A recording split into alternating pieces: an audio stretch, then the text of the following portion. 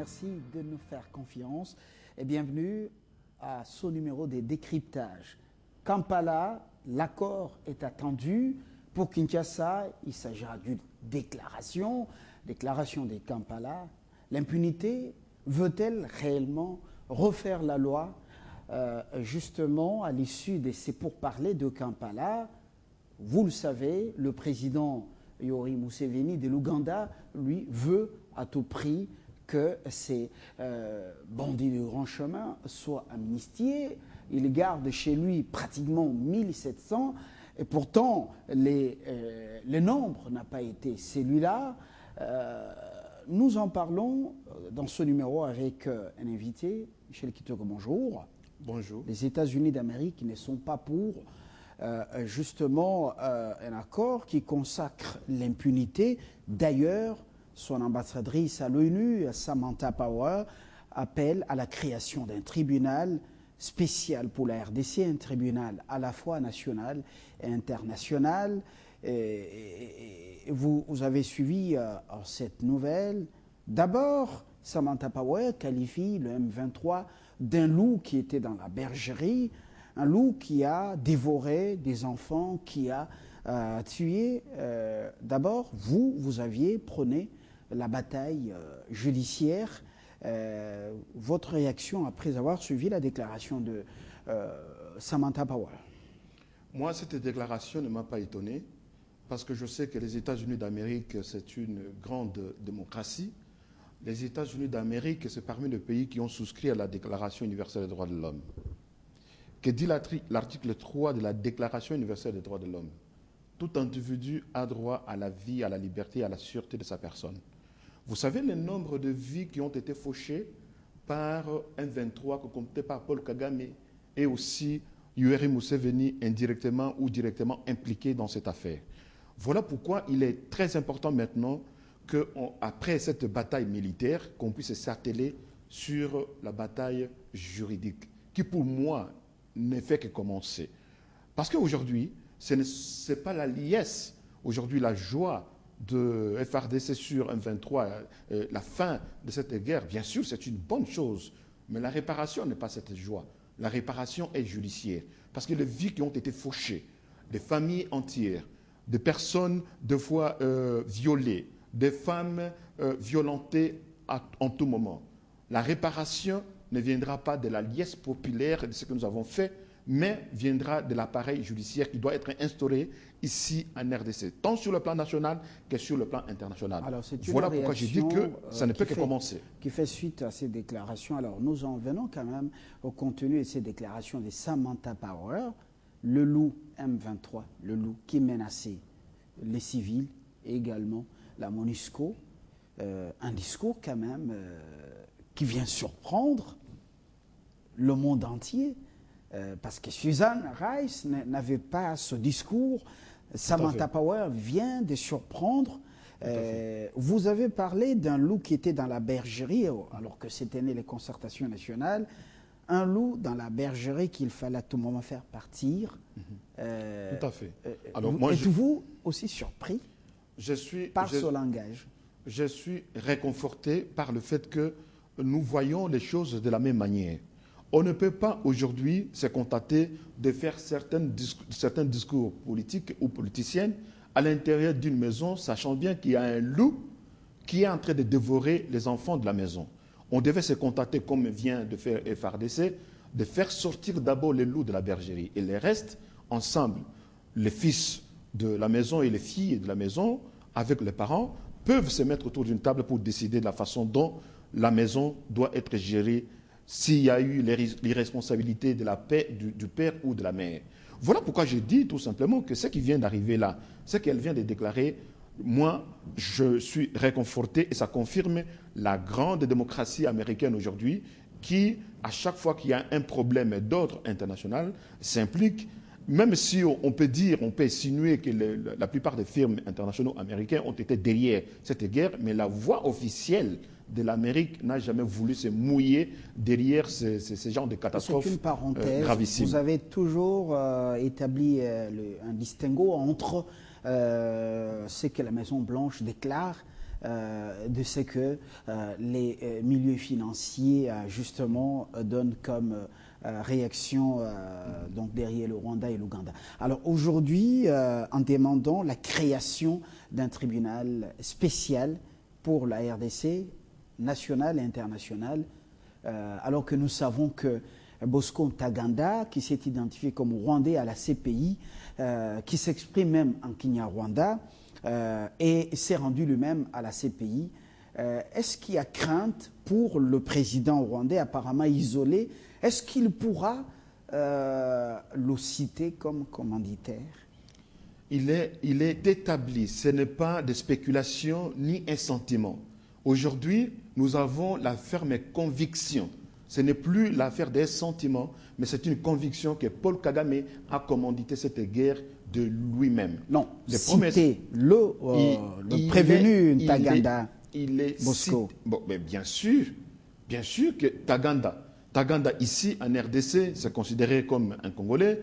Et regardez, quand il est arrivé devant la Cour pénale internationale, qu'est-ce qu'il a dit? Il est citoyen rwandais, né au Rwanda, des pères et des mères rwandais, il parle le Kinyarwanda. Et avec cette langue qui va se défendre là-bas. Ça veut dire quoi? Ça veut dire que les citoyens rwandais sur le sol congolais a dû commettre des actes incroyables, des actes qui sont répréhensibles. Donc, vous comprenez qu'aujourd'hui, on a réclamé, les États-Unis d'Amérique viennent de réclamer qu'il y ait un tribunal tant national qu'international. Ce qui est normal, parce qu'au niveau national, nous devons redorer notre appareil judiciaire pour traiter ces problèmes au niveau interne, pour savoir comment les fils de ce pays peut-être ont pu être impliqués directement ou indirectement dans cette question internationale, parce que là-dessus, vous allez voir l'implication des pays étrangers qui sont impliqués dans cette guerre concoctée de l'extérieur. Et ceux qui ont concocté, nous le savons bien, que les rapports des Nations Unies établissent clairement l'implication du Rwanda. Voilà pourquoi ils demandent qu'il y ait une justice tant nationale qu'internationale. Alors comment Kinshasa doit-il s'y prendre justement, parce que ce que Samantha Power a déclaré, ça ne vient pas de n'importe qui, mais ça vient de l'ambassadeur des États-Unis d'Amérique, la superpuissance, justement au Conseil de sécurité, membre du Conseil de sécurité, et ce que Samantha a dit s'engage les États-Unis d'Amérique, l'administration américaine à Washington. Comment Kinshasa doit-il s'y prendre? Kinshasa va comprendre simplement une chose, que nous sommes en face d'une situation qui mérite quand même être traitée tant au niveau interne qu'international. Donc ça veut dire que Kinshasa sait bien que maintenant là, la page d'ombre, je l'ai toujours dit, la page d'ombre, nous sommes en train de parler de la page sombre. La page d'ombre et la page sombre, comme vous voulez, on peut l'appeler comme on veut, mais cette page de terrorisme, cette page de terroriser les vies humaines, nous sommes en train de la tourner. C'est une page négative concoctée par Paul Kagame qui a voulu inciter les citoyens congolais et les citoyens rwandais à se prendre comme des ennemis. Nous ne sommes pas des ennemis, nous sommes obligés de vivre éternellement sur cette terre des humains. Et voilà, maintenant nous sommes à la recherche des auteurs des massacres. Les auteurs des massacres, les commanditaires, on le sait.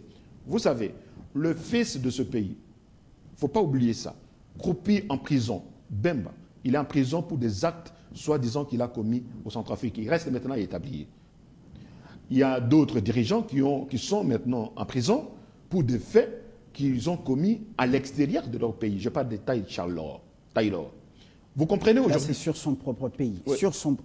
Dans son propre pays. Oui, mais il a commis aussi à Sierra Leone. Je reviens à ma préoccupation. Kinshasa, l'attitude qu'il doit adopter, parce que ce qui vient d'être dit par la grande de la superpuissance, ce n'est pas le moindre. Je sais que ce n'est pas le moindre. Je sais que c'est quelque chose déjà dont, avant d'affirmer cela, les États-Unis d'Amérique ont déjà des éléments.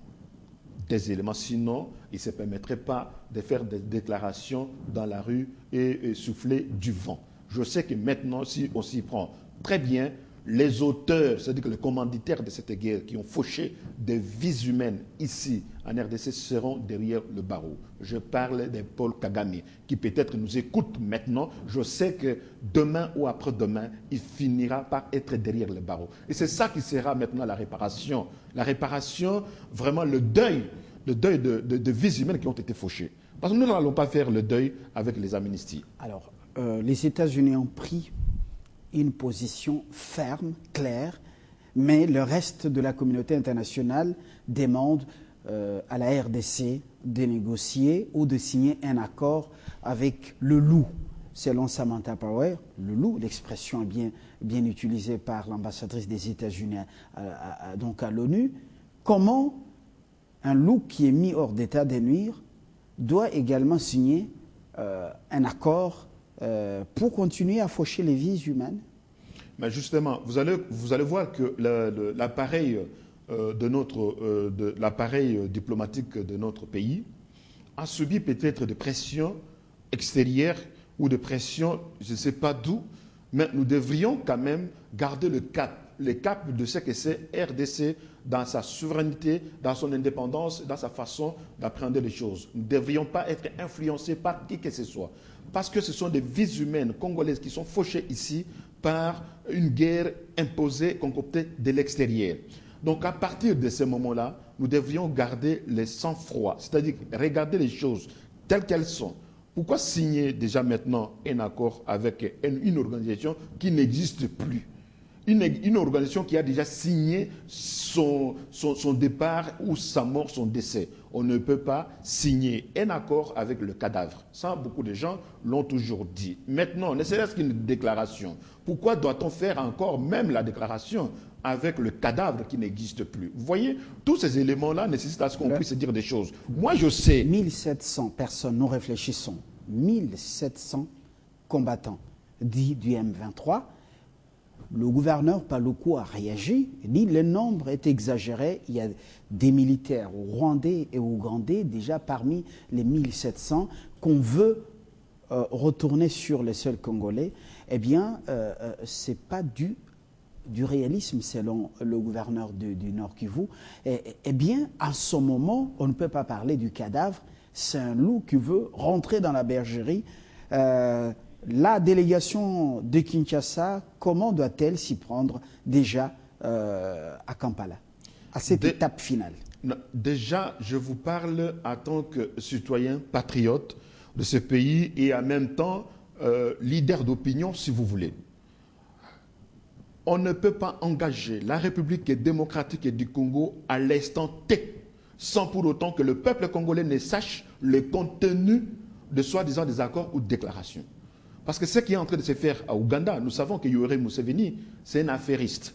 Un affairiste, un dirigeant affairiste qui ne passe son temps que pour faire des affaires ici. Il a dit d'ailleurs, quand on a démontré par Canal+, après le départ, après l'assassinat de Mouzé Laurent Désiré Kabila, il le disait que nous ne sommes pas intervenus en RDC pour aider Mouzé Laurent Désiré Kabila par altruisme. Il a dit. Donc c'est un affairiste, il n'aide pas la RDC, il aime l'économie congolaise, mais il n'aime pas les citoyens congolais. Le problème est à ce niveau-là, nous devons faire très attention avec des dirigeants affairistes qui sont là pendant des années et qui sont à leur fin d'existence. Moi je sais qu'aujourd'hui nous devons faire très attention à ce qui se passe. Alors notre gouvernement doit faire très attention, les ministres des Affaires étrangères doivent faire très attention à signer et la déclaration qui ne doit pas engager pour le moment la République démocratique du Congo, parce que ce sont l'avenir de nos enfants qui vont emboîter ou en pâtir demain ou après-demain. Il faut que le peuple congolais sache le contenu réel des engagements qui vont être signés là-bas. Parce que beaucoup de gens parlent des accords, d'autres parlent des déclarations. Peu importe, déclaration. Si c'est une déclaration, le Rwandais, c'est-à-dire qu'un 23, devait aller faire la déclaration au Rwanda chez leur père géniteur. Et que notre gouvernement, Raymond Tshibanda, ministre des Affaires étrangères, devait venir ici à Kinshasa faire la déclaration pour le peuple congolais. Voilà tout. On ne peut pas faire ensemble signer une déclaration commune avec un cadavre qui n'existe pas et qui veut à tout prix retourner, considéré comme un loup dans la bergerie.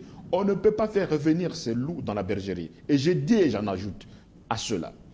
Aujourd'hui, beaucoup de gens, j'en ajoute. Il faut le boire à ce stade, au-delà des sentiments personnels. Pour être réaliste, la communauté internationale est là et pousse à la signature de cet accord, cette déclaration. Il y a 1700 M23 qui attendent là-bas.